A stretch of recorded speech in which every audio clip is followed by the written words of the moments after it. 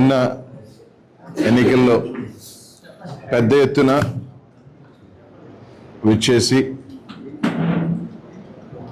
వైఎస్ఆర్సీపీకి మద్దతుగా పనిచేసిన కార్యకర్తలకు, నాయకులకు, అలాగే అశేషంగా నిన్న ఓటర్లందరూ కూడా తరలి రావటం, వైఎస్ఆర్ కాంగ్రెస్ పార్టీకి మద్దతుగా తెలియజేసిన ప్రతి ఒక్కరికి కూడా పేరు పేరున ధన్యవాదాలు. అలాగే సహకరించిన మీడియాకు కూడా పేరు మీద ధన్యవాదాలు. ఏదైతే నన్ను ఎంపీగా ప్రకటించిన తర్వాత గత 2 నెలలుగా మా శాసనసభ్యులు అందరూ కూడా 7 మంది శాసనసభ్యులు అభ్యర్థులు సహకారంతో మా నాయకులు, కార్యకర్తలు, కొత్త అయిన ప్రతి ఒక్కరూ కూడా దగ్గరుండి నన్ను ముందుకు నడిపించడం, అలాగే నిన్న పెద్ద ఎత్తున కూడా ఓటర్లందరూ కూడా తప్పకుండా వైఎస్ఆర్ కాంగ్రెస్ పార్టీని మా 7 మంది శాసనసభ్యుల్ని ఎంపీగా నాకు కూడా తప్పకుండా జగన్మోహన్ రెడ్డి గారిని మళ్ళీ ముఖ్యమంత్రిని చేసుకోవాలన్న తపన వాళ్ళ ఇది కూడా నిన్న కనిపించడం కూడా జరిగింది. నిన్న 7 నియోజకవర్గాల్లో మీరు చూస్తే ఎప్పుడూ లేని విధంగా, అంటే ఎప్పుడో 15-20 సంవత్సరాల క్రితం జరిగిన వాతావరణం దాదాపు గత 10 సంవత్సరాలుగా మీరు తీసుకుంటే పల్నాడులో లేని వాతావరణం నిన్న చూడటం కూడా జరిగింది. నిన్న ఏదైతే ఏకపక్షంగా వైఎస్ఆర్ కాంగ్రెస్ పార్టీకి ప్రజలు మద్దతు తెలియజేస్తూ ఉన్నారు, మా శాసనసభ్యులు గెలుస్తూ ఉన్నారు నాకు సంకేతం వెళ్ళిన తర్వాత నిజంగా పోలీస్ని ప్రత్యేకంగా చెప్పుకోవాలి. మాచర్ల దగ్గర నుంచి తీసుకుంటే మాచర్ల నియోజకవర్గంలో మీరు చూస్తుంటే కరెక్ట్గా ఒక 3 రోజుల క్రితం సిఎల్ని ఎస్ఎల్ని మార్చుకోవటం కూడా జరిగింది. మార్చుకున్న దగ్గర నుంచి నిన్న మీరు చూడండి ప్రతి నియోజకవర్గంలో పోలింగ్ దాకా, పోలింగ్ తర్వాత తెలుగుదేశం చేసిన అరాచకం అందరూ కూడా చూశారు. మాచర్ల నియోజకవర్గాలు అయితే దాదాపు ఎస్పీ గారు, ఐజీ స్థాయి ఒక అధికారి పూర్తిగా మాచర్ల నియోజకవర్గంలోని. మా ఎస్పీ గారు మాచర్లకు ఎస్పీగా ఉన్నారా లేకపోతే పల్నాడుకి ఎస్పీగా ఉన్నారా అర్థం కాని పరిస్థితి. దాదాపు నిన్న 10 గంటల నుంచి పలానా ప్రాంతంలో సమస్య ఉందని ఫోన్ చేస్తామంటే ఎస్పీ గారు ఫోన్ ఎత్తరు. డిఎస్పీ గారు అయితే కంప్లీట్ పొద్దున్న 8 గంటల నుంచి ఫోన్లు ఎత్తే పనే లేదు. కలెక్టర్ గారు అప్పుడప్పుడు ఫోన్లు ఎత్తడం, అరాగురా స్పందించడం జరిగింది. ఈరోజు బాగా మీరు గమనిస్తే ఏదైతే తెలుగుదేశం పార్టీ గట్టిగా ఉన్న ప్రాంతాలలో అంతా అసలు పోలీసే లేదు. 3000 ఓట్లు ఉన్న దగ్గర ఒక్క police, single men. YSR Congress party గట్టిగా ఉన్న దగ్గరలా తీసుకుంటే ఒక బెటాలియన్. ఓట్లు వేయనీయకుండా తెలుగుదేశం పార్టీ వాళ్ళు రచ్చ చేస్తూ ఉంటే చెదరగొట్టే ప్రయత్నం. అక్కడ మాత్రం యథేచ్ఛగా మీరు ఓట్లు వేసుకోండి, ఫోన్ చేసి చెప్తే సార్ పంపిస్తాం సార్, మెన్ లేదు, ఫోన్లు ఎత్తే పనే లేదు. ఒక అరాచకమైన పరిపాలన, అరాచకమైన నిన్న చేశారంటే తెలుగుదేశం పార్టీ ఒకవేళ అధికారంలోకి వస్తే ఏ విధంగా ఉండబోతుందో అనేది కానీ ఒక సంకేతాల్లాగా ఇచ్చారు. అది వచ్చేది లేదు, పెట్టేది లేదు. తిరిగి వైఎస్ఆర్ కాంగ్రెస్ పార్టీ జగన్మోహన్ ముఖ్యమంత్రి అవుతున్నారు. మేము అధికారంలోకి రావట్లేదు అన్న అక్కస్సు. అదే నిన్న 100 ఊర్లున్న మాచర్లో తీసుకుంటే 2 గ్రామాలలో పూర్తిగా డిఎస్పీ పొద్దునే సాయంకాలం దాకా 2 డిఎస్పీలు వేశారు 2 గ్రామాలలో. అదే ఒక మండలానికి సంబంధించి కనీసం ఒక ఎస్ఐ స్థాయి అధికారి కూడా తిరిగే పరిస్థితులు లేవు. ఎక్కడైనా ఒక మండలానికి డిఎస్పీని పెట్టి పర్యవేక్షణ చేస్తారు.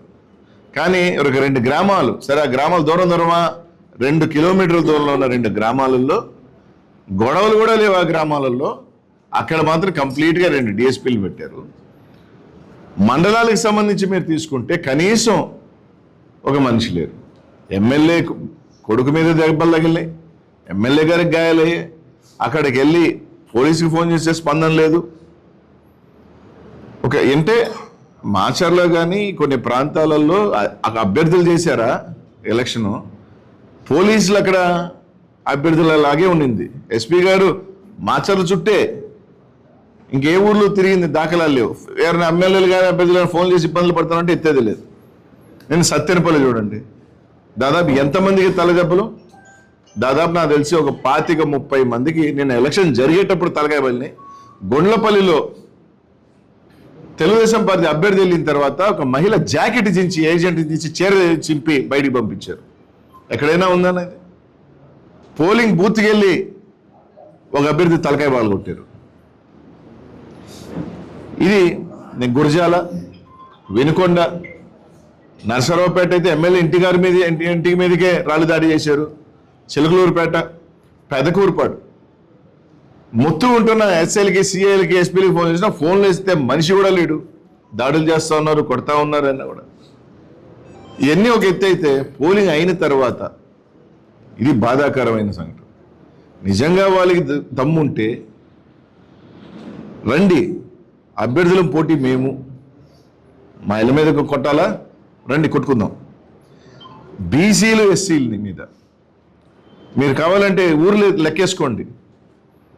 బీసీలు ఎస్సీల మీద మాకు ఓట్లు ఏజెంట్లుగా కూర్చుంటారా, ఓట్లు వేస్తారా అని చెప్పి ఊర్లు గురజాల్లో అయితే కొత్తగణేశంపాడు కానీ, కేసనపల్లి కానీ ఒక 10 ఊర్ల మీద ఇల్లు ధ్వంసం చేయటం, మహిళలను చూడకుండా కొట్టారు.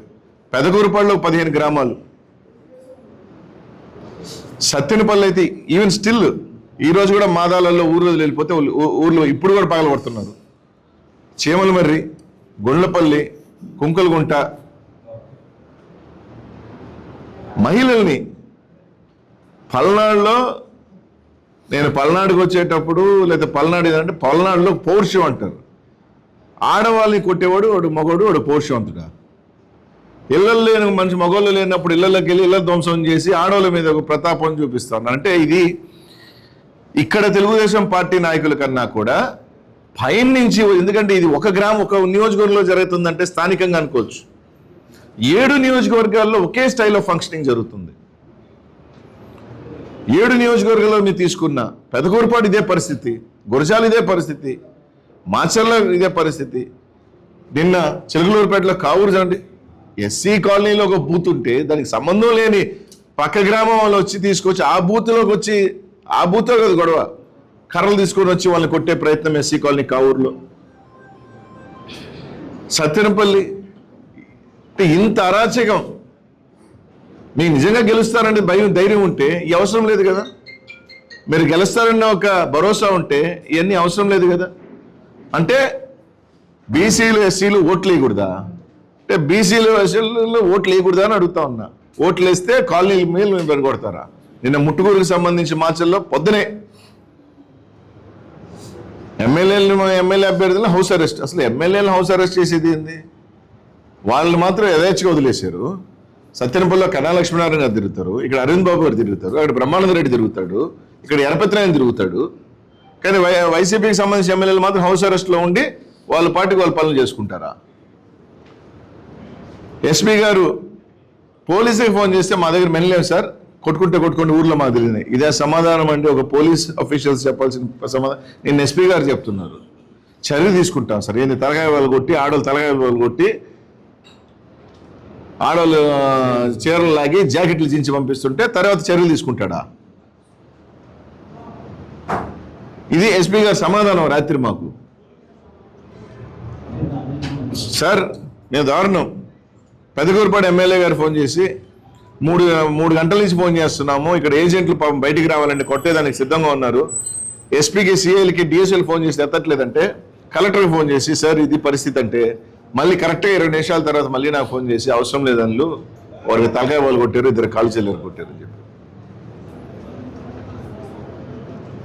నిజంగా ఉంటే రండి, ఉన్నావు కదా, మా వాళ్ళు ఉన్నావు కదా, రండి, 500 మంది వస్తారు, 1000 మంది వస్తారు, మమ్మల్ని కొట్టండి, లేకపోతే మేము మిమ్మల్ని కొడతాము, అయిపోతుంది. వాళ్ళు ఊర్లలో పాపం వాళ్ళు ఎస్సీ బీసీలు వాళ్ళు ఓట్లు వేస్తే వాళ్ళ మీద పడి ఆడోళ్ళు మగోళ్ళని చూడకుండా ఇల్లులు బాగా కొట్టి ధ్వంసం చేసే కార్యక్రమం చేస్తున్నారంటే ఇదే. ఇప్పుడు ఆ పవన్ కళ్యాణ్, చంద్రబాబు నాయుడు పెద్ద నీతి మాటలు మాట్లాడుతుంటారు కదా అరాచకాల గురించి. మీరు అన్ని గ్రామాలు తీసుకోండి, ఈ గ్రామంలో ఎవరు బాధితులు, ఎవరి మీద ఎవరు దాడులు చేశారు? ముఖ్యంగా బాధితులు బీసీలు, పాపం ఎస్సీలే కదా ఎక్కువ శాతం. ఓట్లు వేస్తున్నాను వాళ్ళ మీద పోయి కాలనీల మీద పోయి కొట్టింది ఎవరు? ఏ సామాజిక వర్గం, ఏ పార్టీకి సంబంధించిన ఏ సామాజిక వర్గం అత్యధికంగా అనుసంధానంగా ఉన్న సామాజిక వర్గం కాదా అని అడుగుతా ఉన్నా. ఊర్ల మీద బయటికి కొట్టడం. ఎలక్షన్ అయిపోయిన తర్వాత ఈ రోజున కూడా సత్యనపల్లి ఇంకా మాదాలు ఇదే పరిస్థితి. పొద్దున్న నుంచి బైకులు తగలు పెడుతున్నారు, వాళ్ళు ఊర్లో వెళ్ళిపోయి ఉన్నారు. అంటే ఓట్లు ఎవరు వేయకూడదా? మీరు ఓట్లు వేసుకుంటారా? నిజంగా చెప్తాను, దీనికి నిజంగా ఐజీ గారు, ఎస్పీ గారు మీరు కావాలంటే రిగ్గింగ్ చేయించుకోవాలంటే చేయించుకోండి, ఇబ్బంది లేదు. అంతేగాని జనాల మీద కొట్టమని చెప్పటం, ఆ ధైర్యాన్ని ఇవ్వటం, అంటే ఒక భయభ్రాంతులు చేయటం, మళ్ళీ గతం 25 సంవత్సరాల క్రితం జరిగిన అన్నీ కూడా మళ్ళీ ఈరోజు పల్నాడికి తీసుకురావాలి, మళ్ళీ ఆ భయాన్ని తీసుకురావాలి, ఊరి మీద పడి కొట్టాలనుకోవటం ఇప్పుడిప్పుడేనయ్యా. జగన్మోహన్ రెడ్డి గారు అందరి ఆశీస్సుల్లో బీసీలకి ఏదో అట్టా, ఎస్సీలకి ఏదో అట్లా లేస్తున్నారు అంటే దాన్ని మళ్ళీ అణిచేయాలా అని ఆలోచన చేసే కార్యక్రమం నిన్న జరిగింది. రాత్రి 11 నిజంగా నర్సరావుపేట అందరూ చూశారు. ఎమ్మెల్యే ఇంటి మీదకే వచ్చి దాడి చేశారు.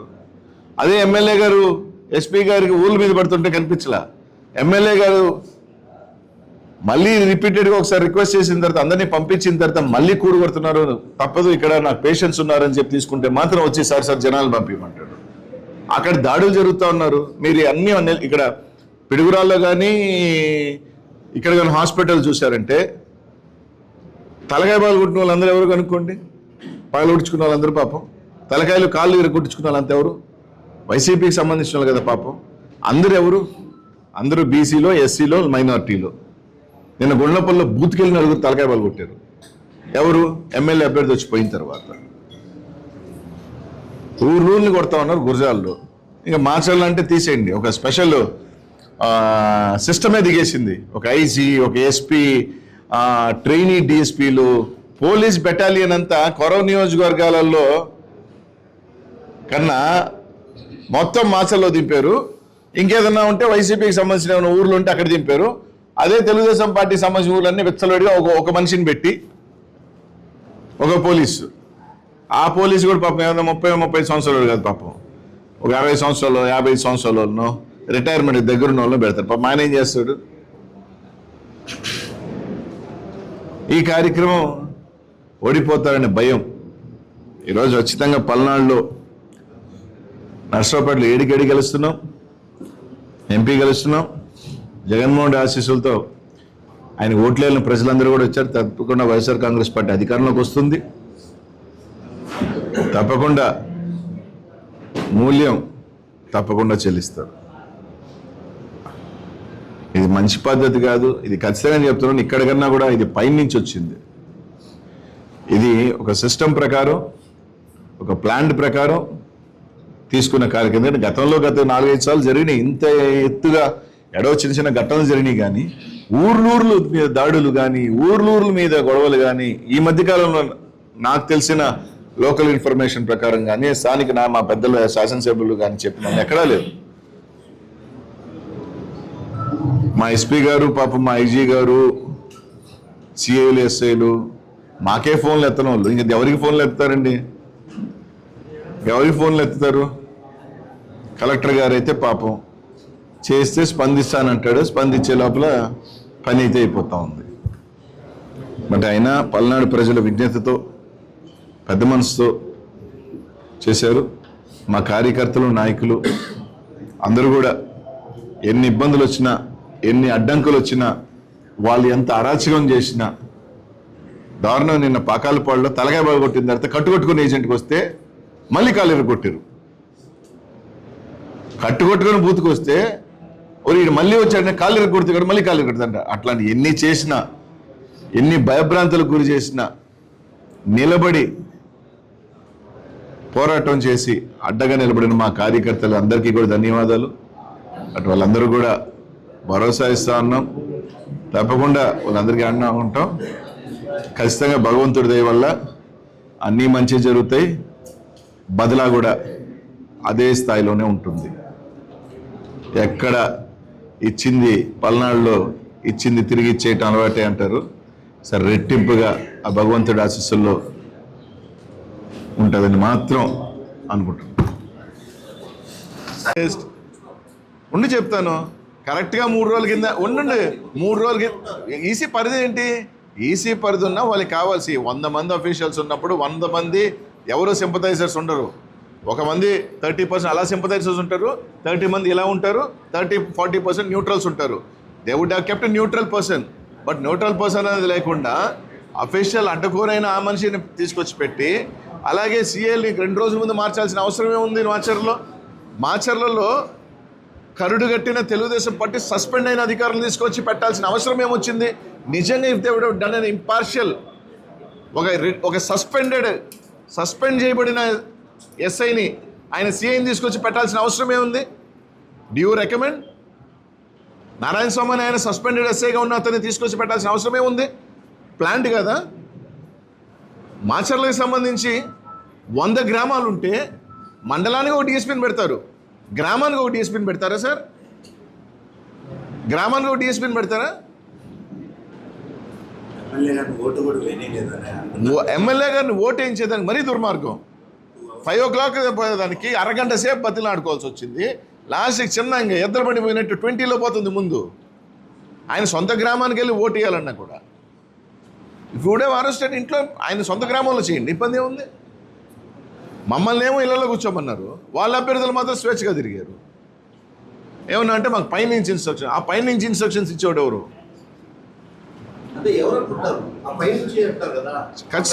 ఖచ్చితంగా పైన అదే చెప్తున్నాం. చంద్రబాబు నాయుడే